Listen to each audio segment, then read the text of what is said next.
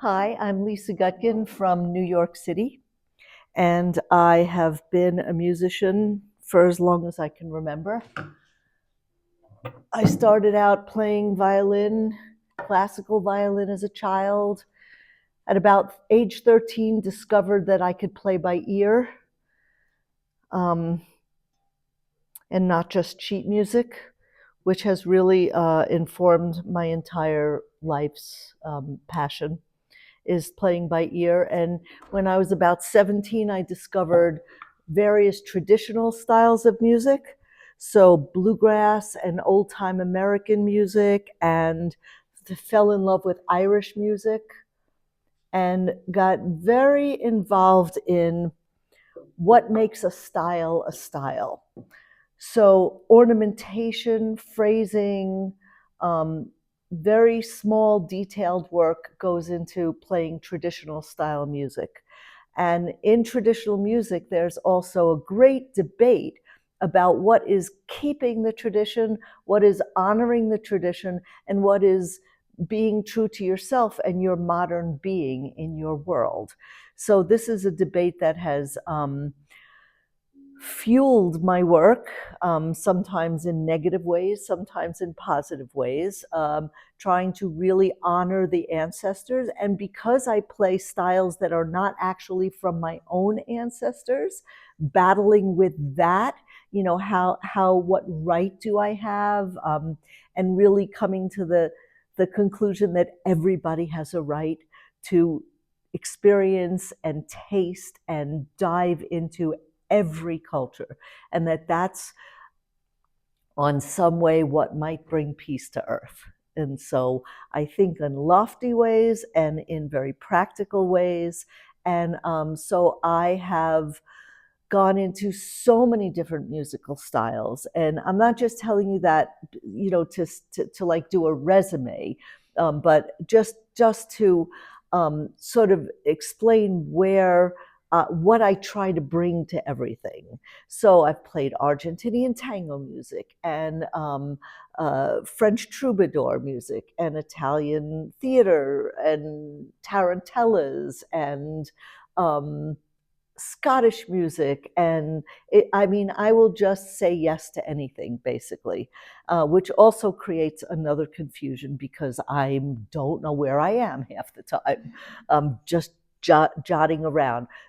And so I started writing songs pretty late. I did a lot of instrumental music for many years, and started writing songs kind of late in my career. I've been at it for, I'm in my 60s, so I've been at it for quite a while. And I met Maggie Debris, my writing partner.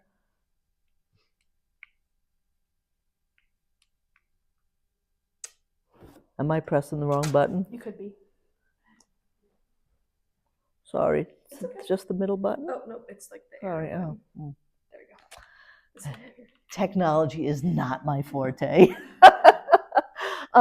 I met my songwriting partner, who I'm here with, Maggie Debris, while working on a play with the Mabou Mines Theater Company, and an experimental company that's been around for many, 50 some odd years.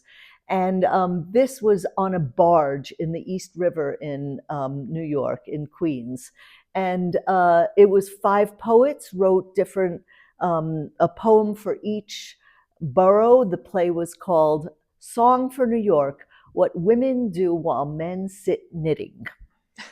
And it was my first real foray into writing songs with other people's words. But these were not short song forms. These were long, long poems. And learning to take poetry and rein it in to become a song is fascinating to me. And I've done quite a bit of it ever since. But this is basically, I'd like to play for you kind of the first song that I wrote from the poetry.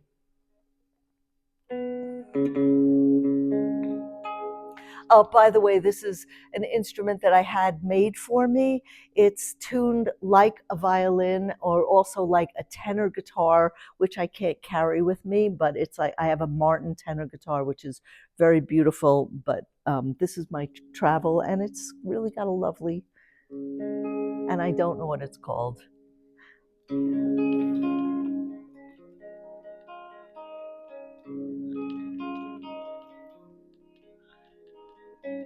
Is it strange to love something that can't love you back?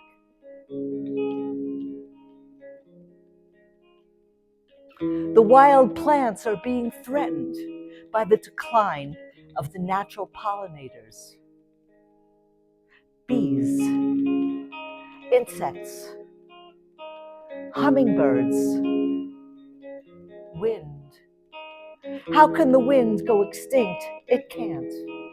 No, the windy wind is always with us. Aristotle believed that plants have souls but no sensations. A blackberry bush changes directions if its shoots touch another plant.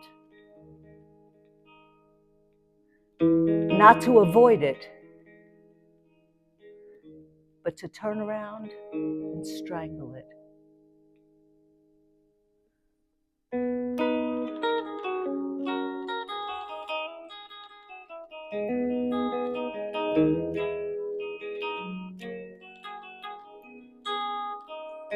When I arrived, I was a morning dove. Wild Manhattan was a tangle of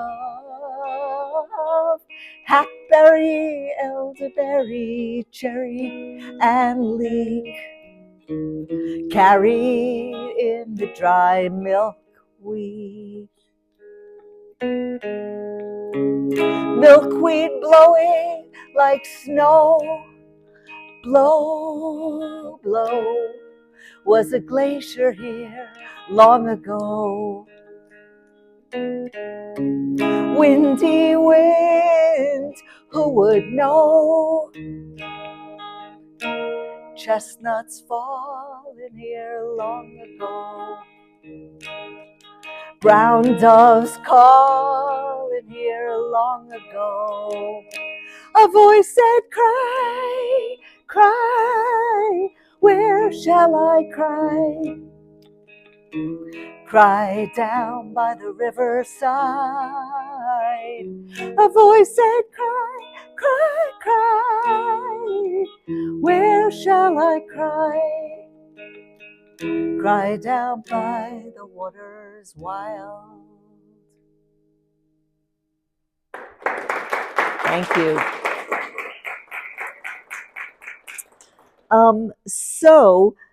Maggie and I have done, this is our third residency together. And, oh, right, that one. And on this residency, we're working on, it's interesting, so many people are working on their ancestry. And I think it's so important to us to so many people to dig back and back.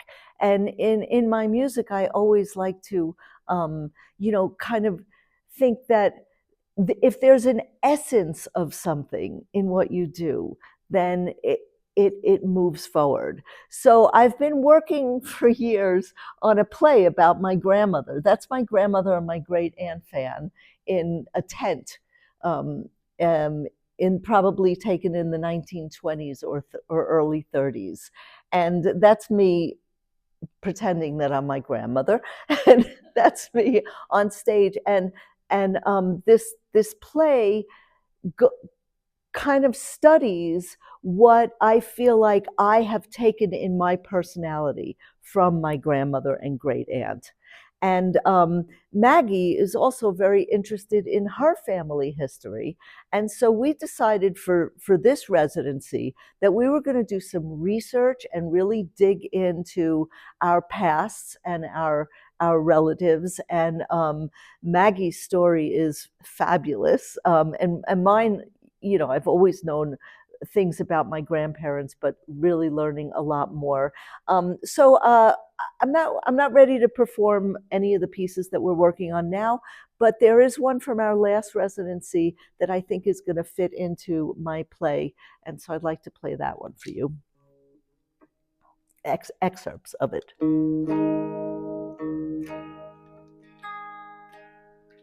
Stunned by my exile, I thought it would last forever, my beautiful life.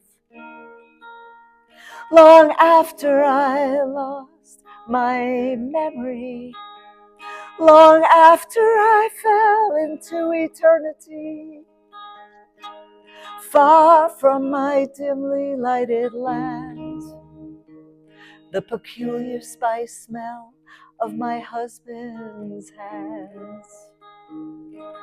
This is my song of lost romance, or maybe a woman who loved to dance. Oh, the lucky bean I meant to plant in this frozen garden at the center of time. In this frozen garden at the center of time. In this frozen garden at the center of time. In this frozen garden, in this frozen garden, in this frozen garden at the center of time.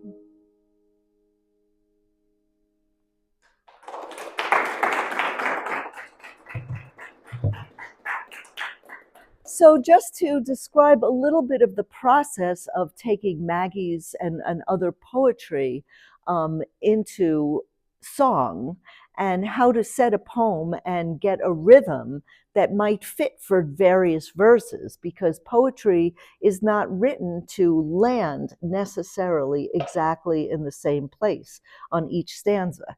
So translating that to song is a very interesting process. And for me, I realized was really thinking a lot about it last night, especially for today, and realizing that, you know, what I do is I find the rhythm in a few of the sentences, a few of the paragraphs. I find like finding the rhythm is based on the shape of a few words.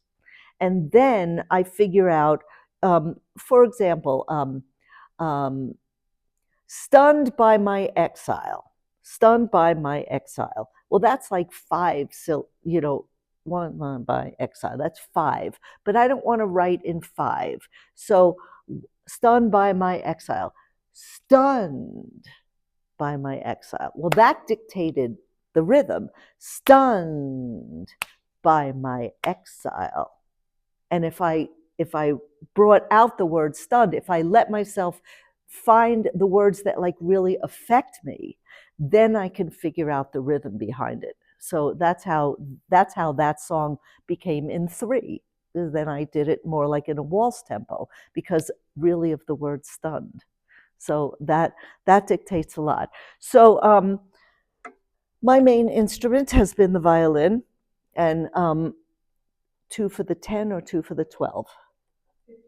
Oh, wow. I'm verbose.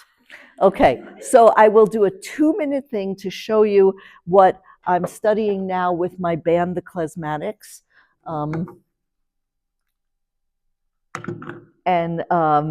So I want you to do a little rhythm with me because we're combining Turkish and Jewish rhythms. So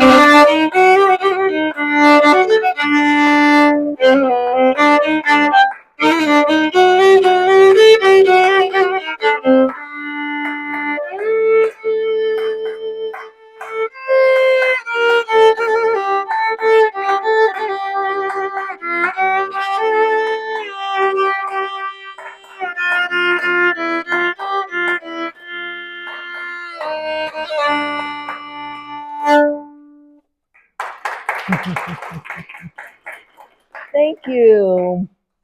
And this last photograph is from a play that I wrote music for called Indecent, and I'm only showing it because David Dorfman spent time here, and this is his choreography. So I don't know if anybody got a chance to meet David Dorfman while he was here, but this is one of my favorite bits of David Dorfman's choreography. So thank you so much.